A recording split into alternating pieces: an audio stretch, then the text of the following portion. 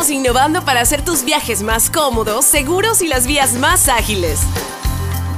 ATM en coordinación con la Alcaldía de Guayaquil.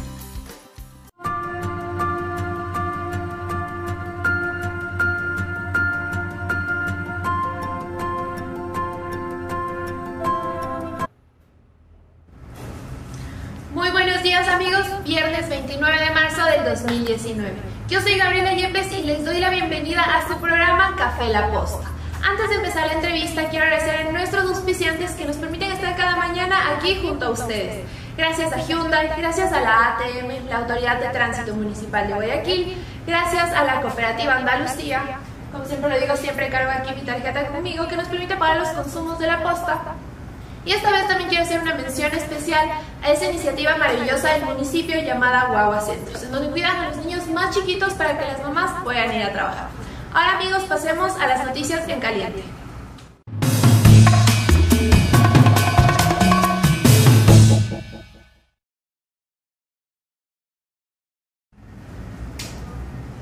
En caliente, la Asamblea se solidarizó con el presidente Lenín Moreno y ayer aprobaron con 66 votos una resolución que condena a la violación a la intimidad de las autoridades del Estado. Recordemos que esto se da tras las publicaciones en redes sociales de fotos de la intimidad del presidente con su familia. En caliente también tenemos que el Contralor General de Venezuela inhabilitó por 15 años a Juan Guaidó a acceder a cargos públicos. En esta jugada sucia de Maduro se acusa a Guaidó de corrupción, de haber usurpado puestos públicos y de no haber declarado su patrimonio. Además, también tenemos en caliente algo súper importante. Hoy la Corte Constitucional del país discutirá sobre el matrimonio igualitario. Esto después de que una pareja del mismo sexo haya intentado casarse desde el año pasado y el registro civil no se los haya permitido. Hoy la Corte discutirá este tema y sabremos si el matrimonio igualitario va a ser una realidad en nuestro país. Para esto tengo como invitado al socio fundador de la Fundación Pacta y además abogado. Con él discutiremos sobre este tema, sobre este caso.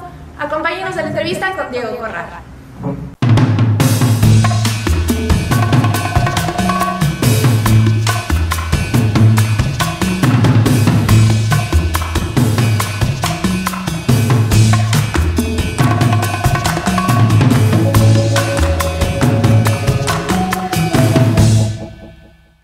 De nuevo, muy buenos días amigos, gracias por quedarse en la entrevista. Ya estamos con Diego Corral, con quien discutiremos sobre el matrimonio igualitario y esta pareja del mismo sexo de Efraín y Javier que desean casarse desde el año pasado y no se les han permitido.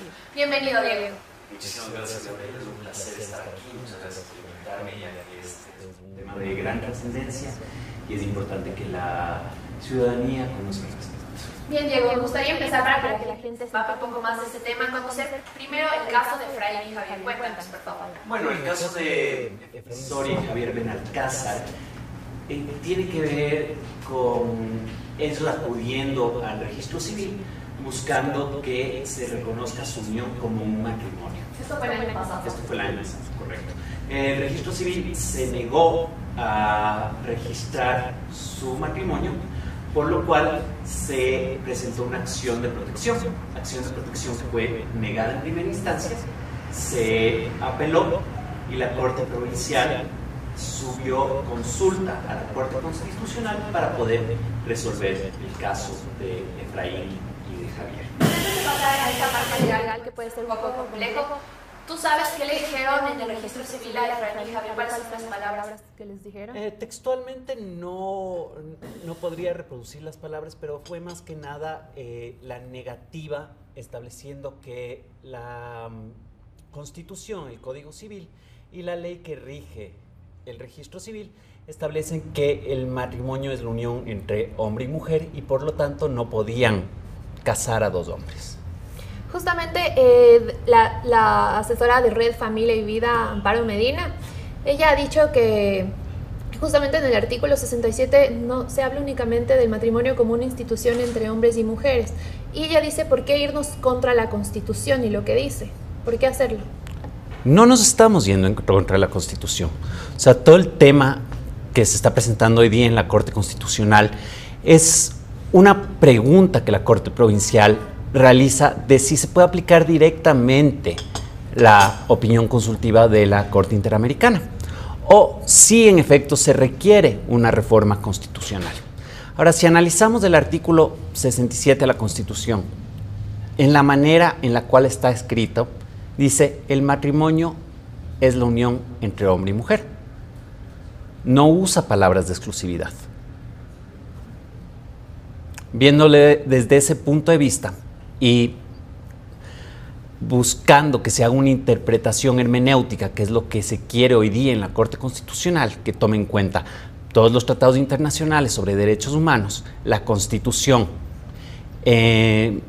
íntegramente, esto quiere decir los principios de igualdad y no discriminación y todos aquellos artículos que protegen los derechos de todas las personas a ser tratados como iguales.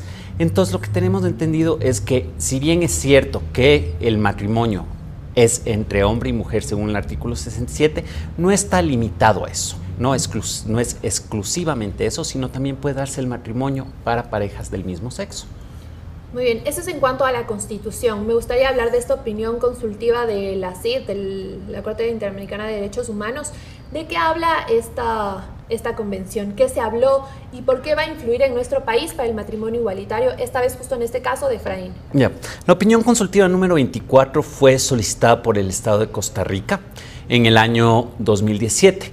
La misma planteaba la pregunta inicial o la temática de cómo los estados de la región tenían que enfrentarse a el tratamiento de las familias diversas y de las personas de la comunidad LGBTI, llegando a una conclusión de que tenía que aplicarse en sí la Convención Americana sobre Derechos Humanos y respetarse todos sus derechos sin discriminación.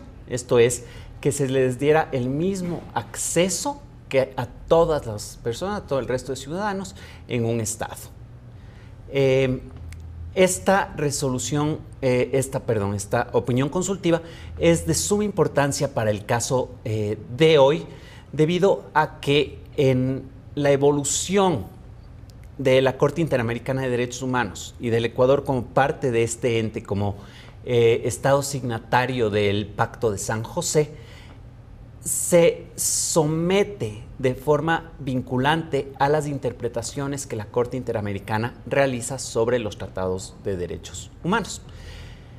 Esta obligación por parte del Estado se origina primeramente en la opinión consultiva 1699, de la cual fue parte el actual presidente de la Corte Constitucional, el doctor Salgado, en la cual se establece que las opiniones consultivas no solo son vinculantes para los estados que las consultan, sino para todos los estados miembros de la OEA. Ni siquiera miembros del Pacto de San José, sino miembros de la OEA. O sea que luego se amplía en la opinión consultiva 21, estableciendo que las opiniones consultivas son del mismo nivel de importancia interpretativa que las sentencias contenciosas. Es esto, conjunto con uno de los casos contenciosos de trascendencia, que es el caso Almonacid Arellano versus Chile, obliga a todos los funcionarios públicos a hacer una aplicación directa de la Convención Americana sobre Derechos Humanos y de la interpretación hecha sobre la misma. Bien, Diego, lo que tú dices es que esta opinión consultiva debería tomarse en cuenta en el Ecuador.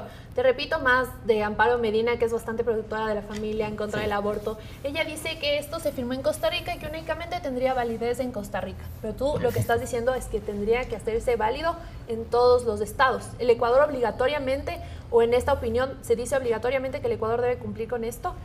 En efecto. No de manera textual, pero tomando la interpretación de la Convención Americana sobre Derechos Humanos al momento de firmarla y ratificarla, se reconoce a la Corte Interamericana de Derechos Humanos como el máximo intérprete de la Convención Americana sobre Derechos Humanos. Y se reconoce que todas las decisiones que emita esta Corte son de obligatorio cumplimiento para todos los estados que son parte del pacto. Esta idea se ha desarrollado a través de las opiniones consultivas, a través de los casos contenciosos, y se ha formado esta figura que se llama el control difuso de convencionalidad, lo cual quiere decir que las personas, los funcionarios que están a cargo de emitir decisiones, antes de emitir cualquier decisión, tienen que mirar a la Convención Americana sobre Derechos Humanos para tratar de hacer una aplicación directa sobre la misma. Ahora, Paro Medina puede decir que esto solo era vinculante para Costa Rica porque Costa Rica fue el estado que lo consultó. Sin embargo, tomando en cuenta de que lo que se está haciendo es dando una guía de cómo aplicar artículos de una convención de la cual el Estado ecuatoriano es parte, pues lo más lógico sería pensar que todos los estados que son parte de esa convención deberían seguir esa guía. Bien, Diego, me gustaría estacionarnos justamente nuevamente en el caso de Efraín y Javier. Ellos fueron al registro civil, les negaron, hicieron un pedido en la Corte Provincial y ellos lo mandaron a la Corte Constitucional. ¿Hoy se discute eso? ¿A qué hora? A las 9:30 de la mañana va a comenzar la audiencia. Ahorita mis colegas ya están ahí, ya se han registrado todos los que van a intervenir con sus amici curie. Bien, ¿y qué es lo que puede pasar hoy en la Corte Constitucional? ¿Cuáles son las posibilidades? Bueno, la Corte Constitucional el día de hoy en realidad no va a emitir criterio como tal. Lo que va a suceder,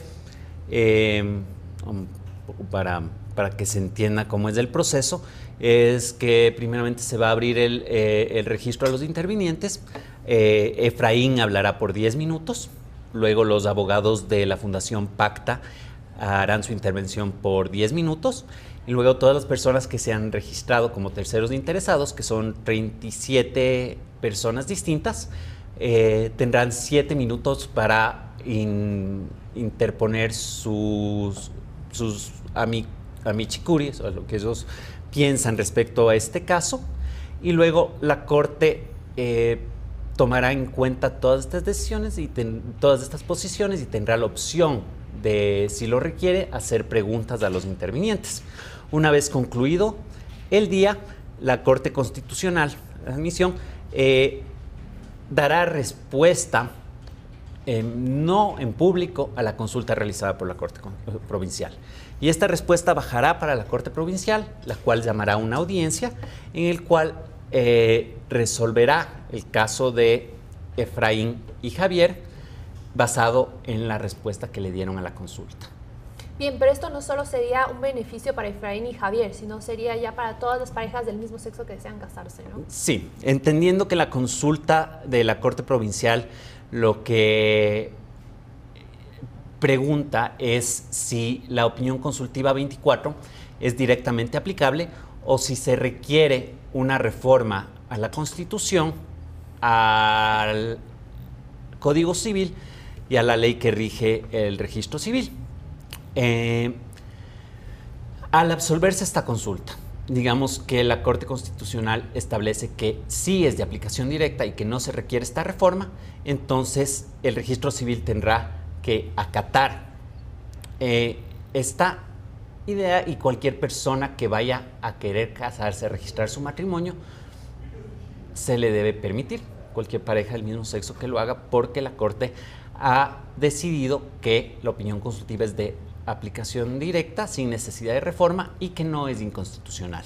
Bien, veamos del otro lado. En caso de que la Corte Constitucional no acceda a que esta opinión consultiva tenga derecho sobre el Ecuador, ¿cuáles son las otras vías para acceder al matrimonio igualitario? Tú decías una reforma a la Constitución. ¿Cómo llegamos a esto? Bueno, nuestra posición más bien es que la reforma constitucional no es requerida.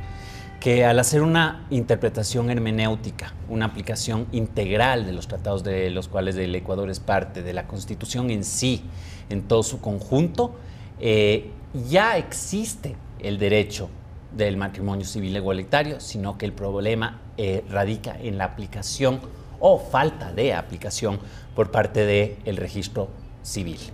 Ahora, en el caso en particular, digamos que la consulta es negativa. Para el caso de Javier y Efraín, quedaría en las manos de la Corte Provincial emitir una sentencia. Si esa sentencia es negativa, este caso también se presentaría bajo la figura de la acción extraordinaria de protección, igualmente ante la Corte Constitucional. Al momento hay 8 parejas a las cuales les negaron el matrimonio, que se presentaron los casos y que fueron negadas en primera y en segunda instancia. Casos que ya todos han sido ingresados mediante acción extraordinaria de protección a la Corte Constitucional y estamos a la espera de su admisión. Bien, Diego, como tú has dicho, justamente uno de estos casos es un caso emblemático también. Se dice que ellos empezaron la lucha sobre el matrimonio igualitario en el país en el 2013. Es Pamela Troya y Gabriela Correa. ¿Qué pasó en este caso en específico? Porque fue diferente a la solicitud que hizo Efraín y Javier. ¿Qué pasó con ellas? Bueno, el caso de Pamela sí se podría decir que es el caso que da inicio a esta lucha del matrimonio civil igualitario. Incluso ella crea un colectivo bajo el nombre de matrimonio civil y igualitario, y ellos llevan un proceso años atrás que se estancó en la Corte Constitucional. Se realizó mediante la acción extraordinaria de protección nuevamente, buscando que la Corte se pronuncie de si tenían estas dos personas el derecho a contraer matrimonio o no. La Corte anterior digamos que puso de lado el caso, no le dio la prioridad que debía y quedó rezagado. La nueva Corte, al posicionarse, tomó una decisión en cómo manejar los casos rezagados o casos estancados y decidió dar prioridad a las consultas y luego ir cronológicamente por los casos que estaban atrás. Diego, ¿por qué crees? Aquí me gustaría hacer una pausa. ¿Por qué crees que la Corte Constitucional anterior, tú me dices hay 8 casos, entre ellos el de Gabriela y Pamela Troya, que está estancado ya 5 años? ¿Por qué crees que ellos se negaron a discutir estos temas? Me parece que la Corte anterior, bueno, aparte de los muchos problemas que sabemos que ya han salido a la luz del manejo de casos de aquella Corte, tenían una visión un poco más conservadora y no daban la prioridad a este tipo de casos de la comunidad LGBT. Era un caso que, bueno, de lo que también se va a discutir hoy día, y según la doctrina de Dworkin es un caso difícil, en el cual no solo se necesita una aplicación de reglas, de normas, sino una interpretación. Creo que la Corte buscó ahorrarse un poco ese trabajo y dejó el caso de lado. Este es el más antiguo. Todos los otros casos que presentamos nosotros ingresaron entre el 2018 y 2019, también en acciones extraordinarias de protección, y están por decidirse. Tú dices que fue por conservadores que no lo tomaron, más allá del piponazgo que hubo. O sea, considero que hay muchas cosas. Así, el piponazo, muchos de los jueces no querían decidir al respecto, no querían meterse en una cuestión de decir la Constitución al establecer que el matrimonio es de eso no es conforme a los tratados internacionales. Entonces, que estaba en una corte que evadía esos problemas de eso que podía poder generar problemas internamente, problemas políticos, que podía hacer también una problemática jurídica, porque tendría que considerarse no la reforma de la Constitución, sino la aplicación directa y una interpretación por parte de todos los funcionarios judiciales, que yo creo que lo dejaron a un lado. Ahora tenemos una corte, me atrevo a decir, un poco más valiente. No creo que yo para nada creo que estén operando bajo intereses en particulares, sino que están operando según su plan de trabajo, y lo que les toca ahora es la absolución de consultas. ¿Crees que esta corte pueda acceder ya a favorecer el matrimonio igualitario? ¿Confías en ella? Yo confío bastante en esta corte. Confío en la capacidad de los jueces, pero más que nada confío en todos los activistas que estamos detrás de esto, que hemos trabajado durante años en tratar de lograr el matrimonio civil igualitario, en todas las personas que están ahí dispuestas a intervenir, a presentar sus puntos de vista, para simplemente llegar a una conclusión lógica. O sea, derechos iguales para personas iguales. Bien, Diego, tendremos que ver eso y justamente me gustaría hablar también, tú sabes que hay muchas opiniones y están divididas en cuanto al matrimonio igualitario en nuestro país, que sigue siendo conservador todavía, y hay gente que dice, pero a ustedes ya se les permite desde el 2015 la unión libre. ¿Por qué piden ahora el matrimonio si les dieron la unión libre? Estas son opiniones de la gente. ¿Tú qué les contestas? Porque tiene que haber esa diferenciación. O sea, todas las personas merecen tener el mismo acceso, los mismos derechos, tener la misma figura. El hecho de que para las parejas heterosexuales se llame matrimonio, para las parejas heterosexuales se llame unión de hecho, que también tienen diversos beneficios y derechos, a pesar de que personas pueden decir que son los mismos, claro, son iguales. ¿Cuáles serían estas diferencias? ¿Qué beneficios no tiene la unión de hecho que el matrimonio sí?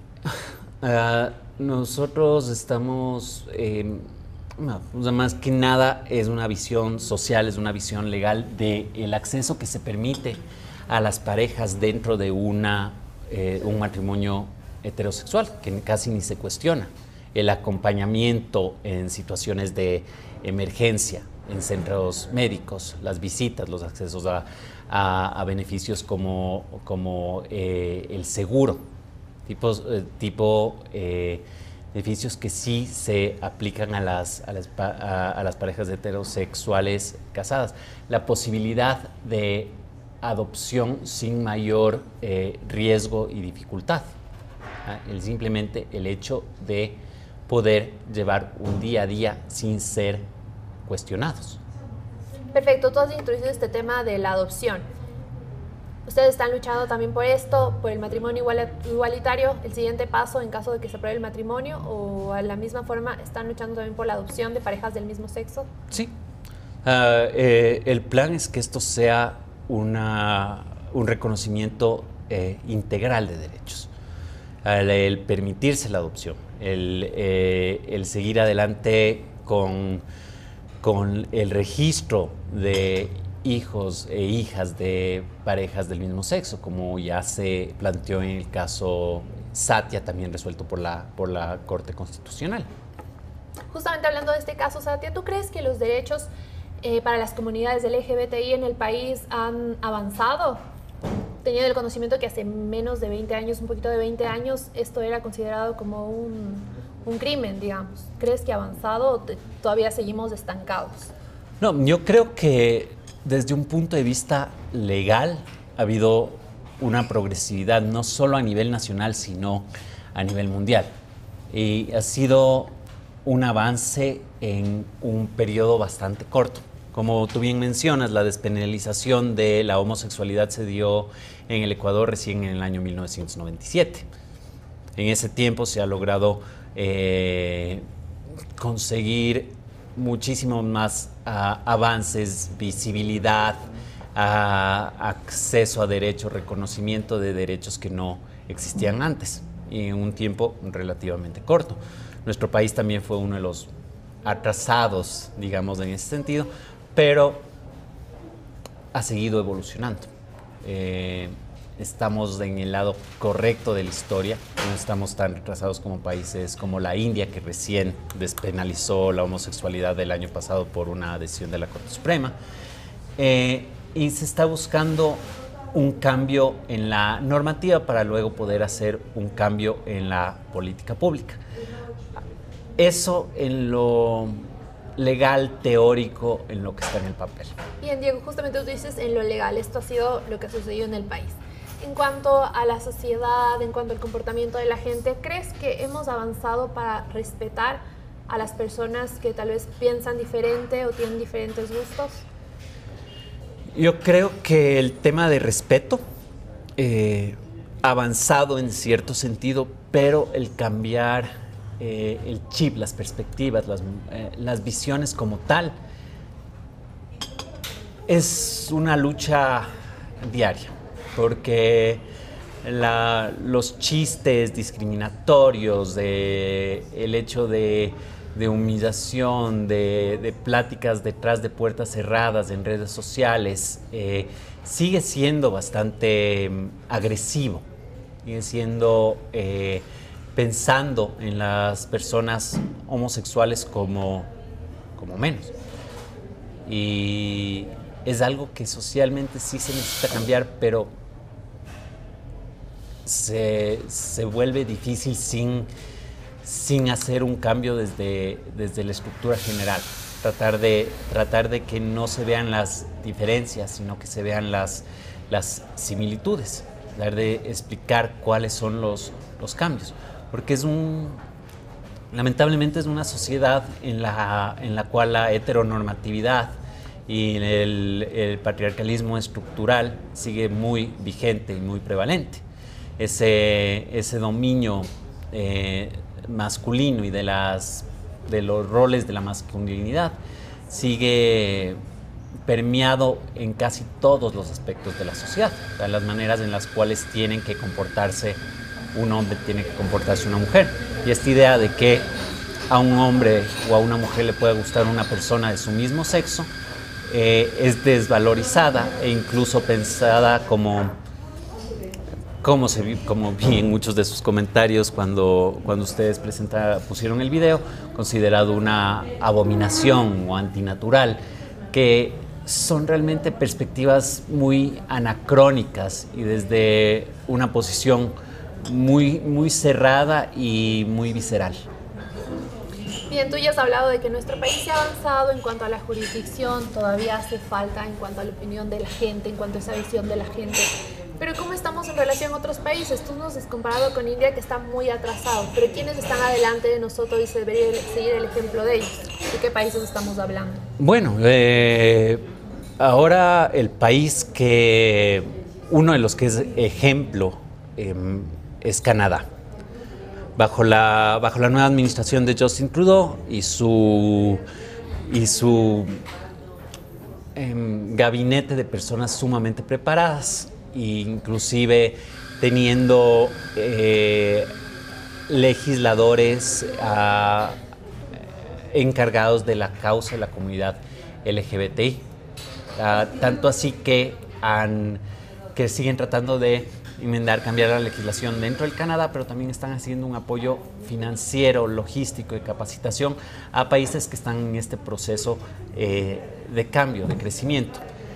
Dentro de Europa podemos siempre mencionar a los países nórdicos, que tienen un poco más de avance y nunca se ha cuestionado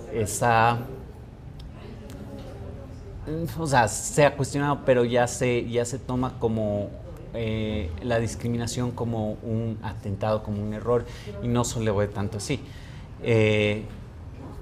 Países del Asia en los cuales casi no se oye, no se presenta que esto sea un problema, que se vea la discriminación contra la población LGBTI, con países como Japón. De ahí países que están un poco más retrasados, podríamos decir los de África, la India, que recién están en el proceso de despenalización de la homosexualidad. Y creo que siempre tendemos a pensar en países avanzados bajo una visión de éxito occidentalista, y muchas veces nos olvidamos de los orígenes. Si nosotros nos centramos en los pueblos originarios, pueblos aborígenes, pueblos indígenas, ellos siempre han considerado la diversidad sexual, incluso la existencia de un tercer sexo, y no se ha cuestionado. Solo cuando entra un poco la colonia, la imposición de las ideas creadas por las religiones, por así decirlo, por la interpretación de textos sagrados, que comienza esta idea de dominación de los roles masculinos y rechazo a todo lo que sea contrario a lo pensado como masculino. Muy bien, esto ya hemos hablado en cuanto a los países, en qué países está aprobado y en qué países no. Hay un caso también muy especial en Azuay. En Azuay, en Cuenca, dos parejas quisieron acceder al matrimonio, y en este caso fueron mucho más flexibles. ¿Tú recuerdas estos casos? Sí. Justo uno de los